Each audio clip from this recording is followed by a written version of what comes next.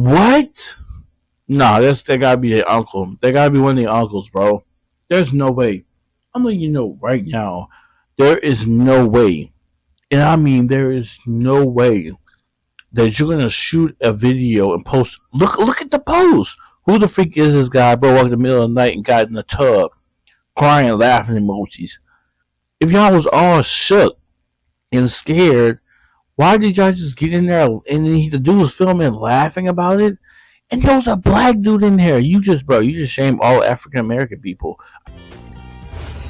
Hey, I'm just trying to live my life as a normal kid, but some people still see me as the famous JC, and you're watching Jose Calamari. What's up, YouTube? I'm JC, and you're watching Jose Calamari. Welcome back to another video on the channel, bro. Welcome back to another Mr. Nightmare video. So, last time, you know what I'm saying, my boy JJ directly responded to this video and was like, yo, the Mr. Nightmare still got it. And Mr. Nightmare hasn't been like, y'all remember Nightmare was hype.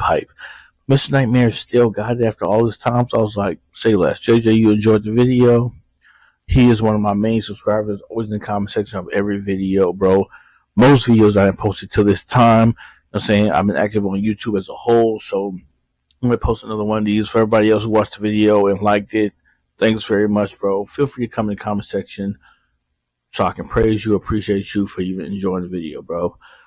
This video we got, bro, is a little bit more interesting than the last one, in my opinion, bro. Last time we was doing dreams that related to reality. This time we doing 3 real stories with photos and video footage. So not only are we going to hear the creepy stories, bro, of what happened to these people, we have the actual evidence in real life.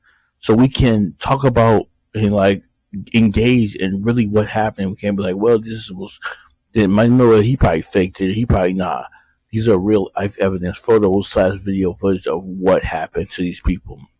So, I just want to say, before this video gets started, I've been recording YouTube content for a minute now. I am at the phase where I'm still drinking, and now I'm enjoying me a nice good plate of food that's just been cooked. It's some cooked, baked to perfection hen. Never had hen. There's chicken. You know what I'm saying? There's hen. There's rooster. Different chickens. There's some roasted hen, baked hen, green beans, dirty rice, and mac and cheese I'm about to smash into like the last Mr. Nightmare video and drink while I watch this video and react to it. He's not a mukbang, but I just want to let y'all know, if y'all hear, I apologize, but I need to feast, bro. Your boy needs to feast. So without further ado, let's react to these 3 real creepy stories of photo and video evidence, bro. Who knows where it's going to go, bro, but let's do it. Mark was a college student living in Indiana. Okay, Mark. His house was quiet and sat next to some woods. Okay. During the day, everything felt normal, but at night, the woods made the place feel strange. Behind his house, under the patio, there was a hot tub. That's where everything happened.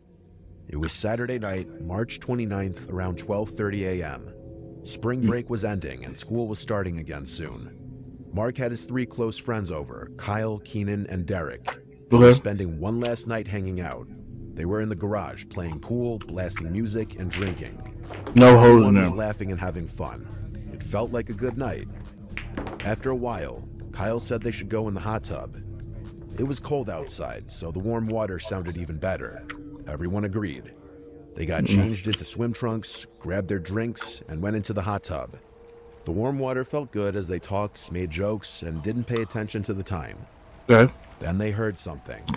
It was the sound of sticks breaking, like footsteps coming from the woods. It didn't sound like an animal. It sounded like a person. They all went quiet and looked around. Keenan tried to calm everyone down and said it was probably nothing. The others laughed, but it was more to stop feeling nervous. They turned the music up louder and tried to keep talking. About 10 minutes... Let me stop you right there. Hold on. Forgive me. Let me stop right there. Let me get a drink. Swallow down my food.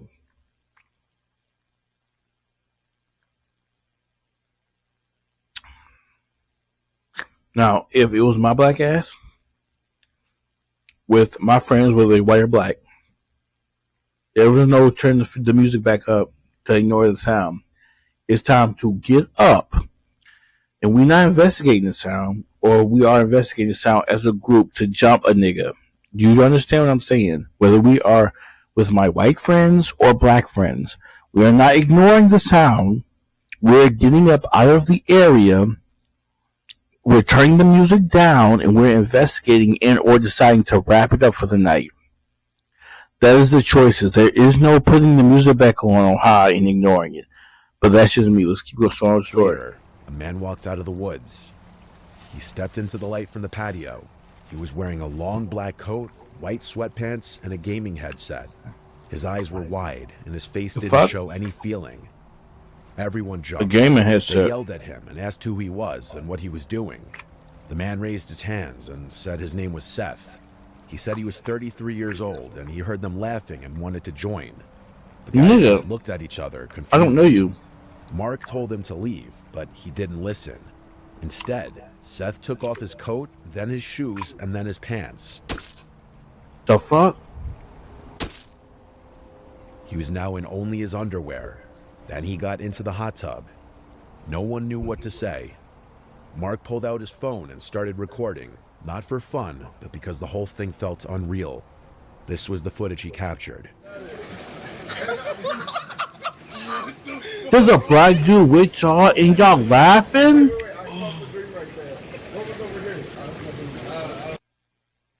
What? Nah, that gotta be their uncle. That gotta be one of their uncles, bro. There's no way. I'm letting you know right now. There is no way. And I mean, there is no way that you're gonna shoot a video and post. Look at the post. Who the freak is this guy, bro? Walked in the middle of the night and got in the tub, crying, laughing emojis.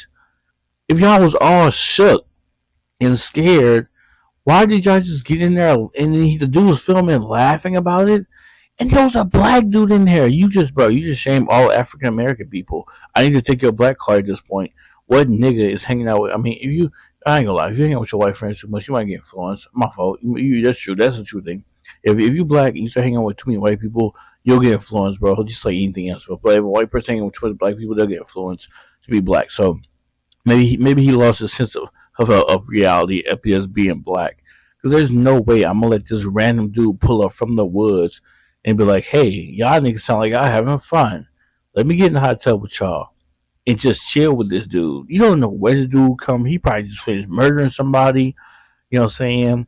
And then he just came to Cairo. Y'all niggas tripping, bro. But let's continue the video. They started asking Seth questions, like where he came from and if he knew anyone there. He just kept saying he heard them laughing and wanted to hang out. Then he said something really disturbing. He said he had molested a child. That changed everything, obviously. What? The guys jumped out of the hot tub and started yelling at him to leave. They pulled him out of the water. Seth didn't try to stop them. He just stood there, dripping wet and staring. Then he slowly walked back into the woods without saying anything. The group ran inside and locked all the doors. That's the trigger? Y'all niggas stupid. What y'all grew up on, bro? Y'all niggas grew up watching Care Bears.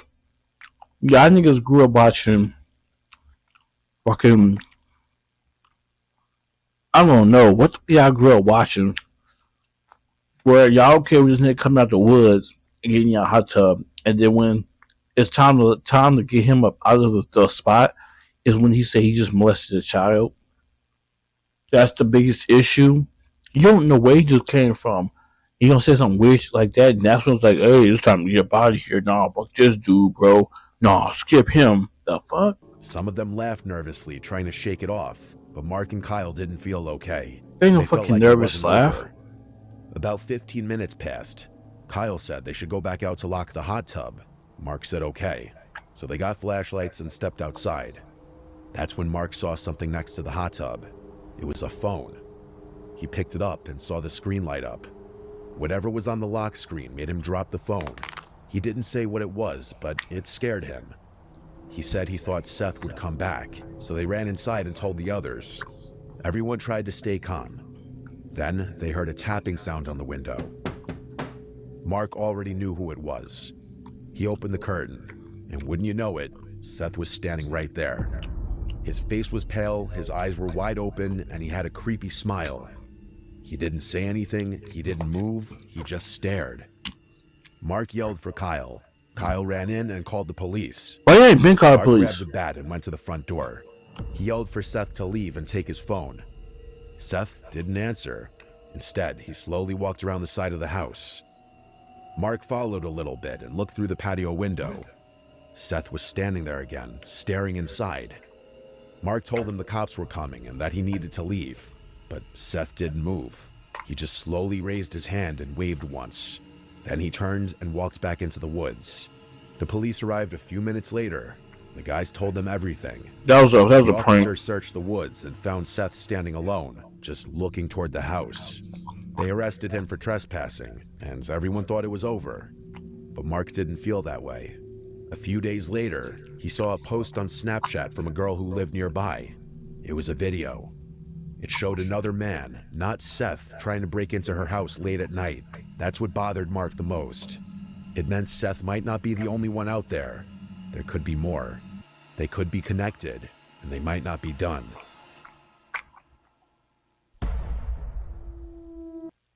They deserve anything that was gonna happen to them. I'm just saying.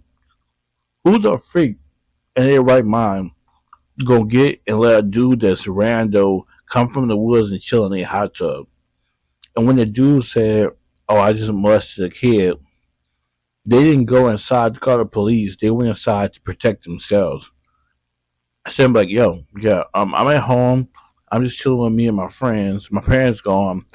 Hello, cops. Some dude just came to my hot dog from the woods out of nowhere. His name is blah, blah, blah. He said he molested a kid. Can you check into that? They're going to wait till the nigga come back. That's crazy to me. Nah, that was their uncle, bro. This is all a skit. This is a story to get Mr. Nightmare to cover him. It's got to be fake. Has to be A fake. few years ago, 3 high school friends named Beck, Matthew, and Tyler decided to explore a sewer tunnel in their neighborhood. It was winter and very cold outside. The tunnel was at the edge of their neighborhood, under a small creek next to some office buildings. These buildings were empty and dark at night. The boys had seen the tunnel before, but never went inside of it. It always looked creepy, and they joked about it, but deep down they were curious. That night, they finally decided to go in. They brought sleds with them, thinking it would help if someone asked what they were doing. They knew they weren't allowed to be there, but they wanted to do something exciting. Just as they pulled into the parking lot, a police car showed up. A police officer got out and asked what they were doing there. Someone had apparently seen them on the security camera. Tyler quickly said that they were just going sledding. The officer looked at them for a moment, then told them to leave. So they left, but only for a little while. After driving around for about 30 minutes, they came back. This time, they parked farther away, behind a building where no one could see them. They walked down a hill behind the buildings. They could see their breath in the cold, crisp air. They stood in front of the tunnel, noting how big, round, and completely dark inside it was. They turned on their flashlights and walked in. Turn off your light, everybody. Okay. I hope there's a killer on the loose. I hope there's a killer on the loose. I hope some killer on the loose and better go fuck y'all up for y'all coming there not listening to the fucking police officers. I'm telling you. Dude, how did we even find this? Oh my gosh. Inside the tunnel, the ground was dry. It was quiet, except for the sound of water dripping deeper in. The walls had graffiti all over them. Most of it looked old, but one thing caught their eye. A date was spray painted in large red numbers. 6/19/19. The paint looked newer than the rest, like it was done recently. That made them feel uneasy. Their flashlights weren't very strong and didn't shine very far. Still, they kept walking and acting tough, but deep down they were nervous. They're acting tough. The It farther they isn't went, the bad. colder it got. The temperature was dropping fast. Even though We'll they see were it. underground, they could still see their breath. The walls looked like they had ice on them. Big icicles hung down from the ceiling. Some were huge and sharp. I hope some ring type monster come outside and fuck them up. I think I saw movement. Wait. I hope some monster come out and do some damage What to was them. that? Nah, keep going forward. Hello? We keep going? Can we keep going? Keep going. See what happens.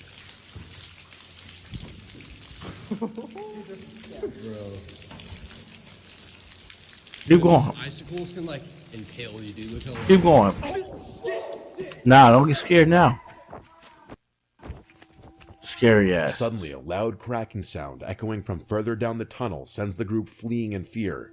The sound resembled something heavy hitting stone. It wasn't any of them. The sound came from deeper inside the tunnel, too far to see. They tripped, slid, and bumped into each other as they rushed to get out. Scary ass. When they got outside, they were shaking and breathing hard. That's when Beck noticed his phone was missing. He had dropped it while they were running. Go back in. Tyler and Matthew told him to forget about it. They didn't want to go back in, but Beck didn't listen. Nah, He go grabbed back his in. flashlight and started walking toward the tunnel. Chit chat. again. Go back in and see The what others happens. followed, but they didn't want to. The tunnel felt different this time. It felt even darker. The air felt heavy and strange, like something was wrong. Their flashlights didn't work as well, and the silence was even worse than before. It felt like something was I hope watching something them. happened to y'all stupid ass. Go find the phone, bitch. Go ahead. Got like a little empty over here. Like, No, go find the phone. Matthew, Keep go looking. This way. no, dude, that's when we fucking heard the noise. Yeah. Keep going. You have to go back there. Yeah, keep going. You're going first, bro. Nah, keep going. We're not moving away. Go find your phone, bitch. No, it's your phone. At some point off camera, Beck found his phone. Afterwards, the group continued deeper into the tunnel investigating. Okay, That's keep when I heard investigating, a bitch. sound. That rock. It must have hit like here or something. What was it? Do you remember what Oh yeah, something trying to scare him out A of there. loud scream came from deeper in the tunnel. It echoed off the walls and felt like it was getting closer. They didn't wait. They turned and ran as fast as they could. This time, no one talked, no one looked back. They just ran. They got to the car, jumped in, and drove away without stopping. The car ride back was mostly silent. The three friends thought it was over when they all got home. They were ready to move on with their lives. But late that night, Beck's doorbell rang twice. This was at some off hour in the night. When Beck's dad went to answer the door, nobody was there. This, of course, begs the question, were the boys followed home that night? Or was it simply a very unfortunately timed ding-dong ditch? That remains a mystery. It's highly The possible. night left more questions than answers for the three friends, but they all heard the noises and of course got it on video. Perhaps it was something they weren't meant to stumble upon. All right, story 3. In April of 2022, All right, before we get into the story, I'm gonna restart my camera because I know it's getting close to that time, bro. All right, we're back. Let's keep a going. man named Connor took a construction job far from home as part of a 3-month accommodation program. The pay was decent, and he needed every dollar. He wasn't in the best place financially, and the bonus of working alongside his longtime friend Jim made the opportunity more appealing. They figured it would be a nice change of pace. Okay. Extra cash, time away from home, and some peace from the chaos of everyday life. The job itself wasn't bad. A few weeks in, Ryan had adjusted well to the routine, but the area they were stationed in was remote, deep in rural countryside. There were long, winding roads with barely any signs of life. It wasn't unusual to go miles without seeing a single home. Ryan had always loved the outdoors, and he saw this isolation as a chance to unplug. Most of his coworkers blew their weekends drinking, but Ryan had different plans. He wanted solitude. He wanted quiet. Okay. So when Friday rolled around, he packed his gear and prepared for a weekend of hiking and camping deep within the woods. Okay. A narrow trailhead just 5 minutes from his temporary accommodation became his entry point. Within 20 minutes, he was deep in the forest. The only sound was the wind and the crunch of his boots.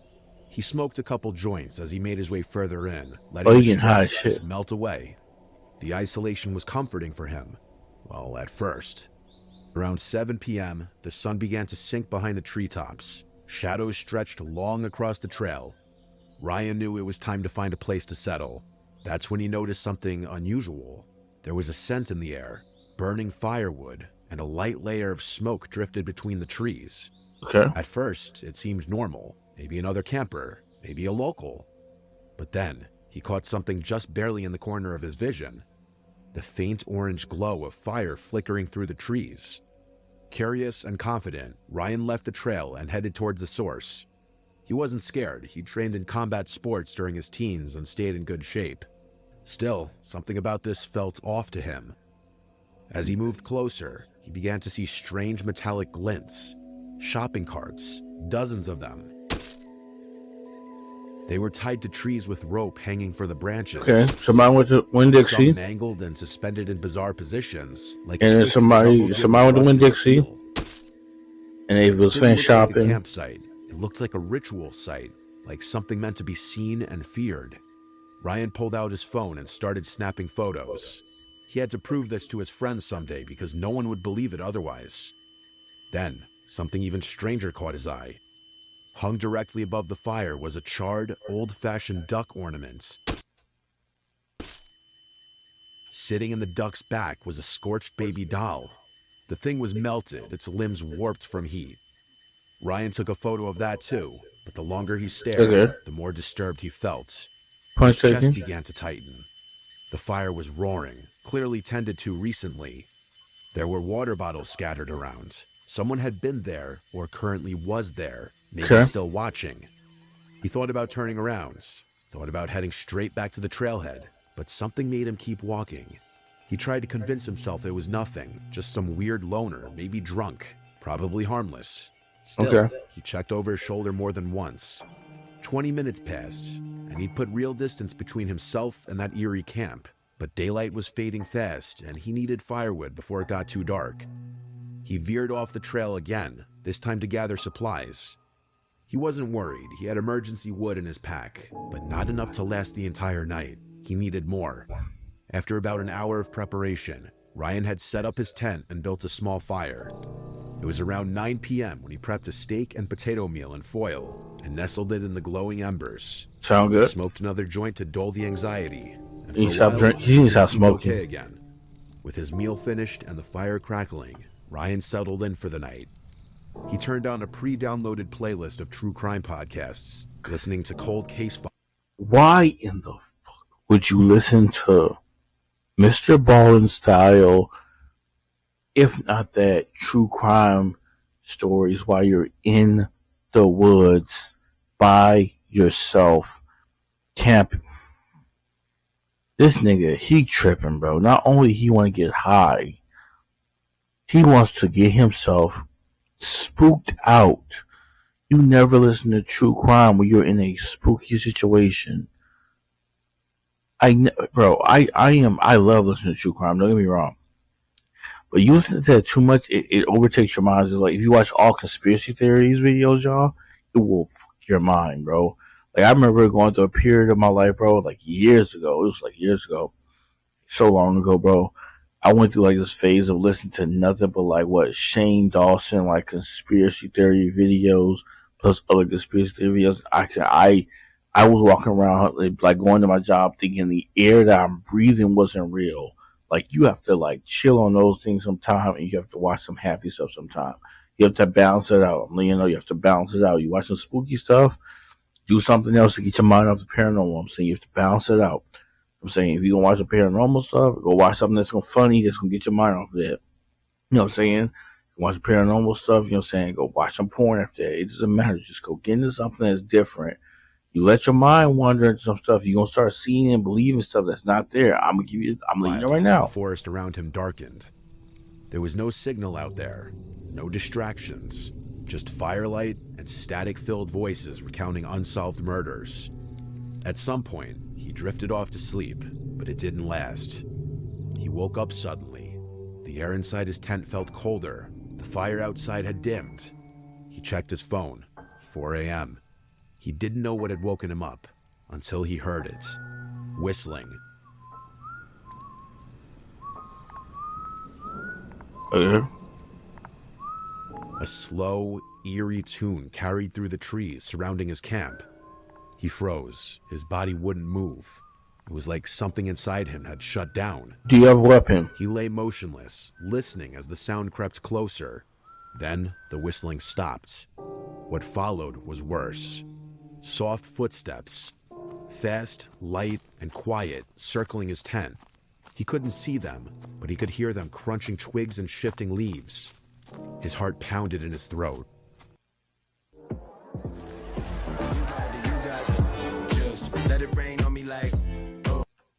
Then, without thinking, his body finally snapped into motion.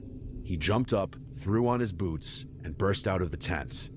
What made it worse, what twisted the fear into something primal, was that the footsteps had come from the direction he had entered the trail.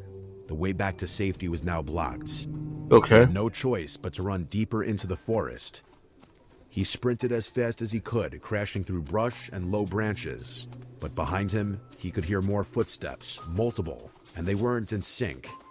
The sounds overlapped, too fast and scattered to just be one person. There were two of them, maybe more.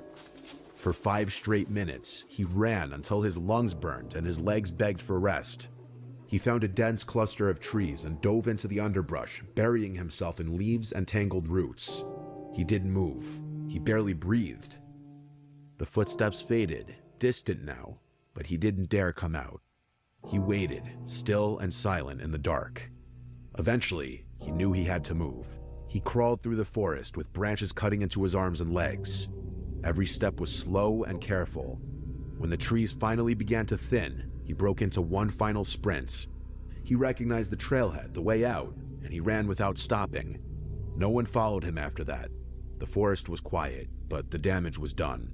He got back to his accommodation and immediately reported the incident to the police. They Okay. took his statement and promised to investigate, but he never heard anything back. To this day, Ryan believes the people who chased him were the same ones who built that bizarre shrine of carts and dolls. What they were doing out there and what they wanted, he doesn't know, but it was more than just a creepy encounter. To him, it felt ritualistic, cult-like. He finished his contract and returned home, but the memory never left him. He still remembers the sound of the footsteps, the whistling, and the feeling of helplessness. If there's anything to learn from this story, it would be to trust your instincts. If you find something that doesn't feel right, you should leave. Ryan almost didn't, and he knows he might not have lived to tell the story if he had stayed. This video was me experimenting with a slight... Alright guys, that's it for this Mr. Nightmare video, bro. I hope you guys enjoyed. In the last video, bro, like he said, bro, I would hope if y'all feel something's off, y'all would get up out the spot.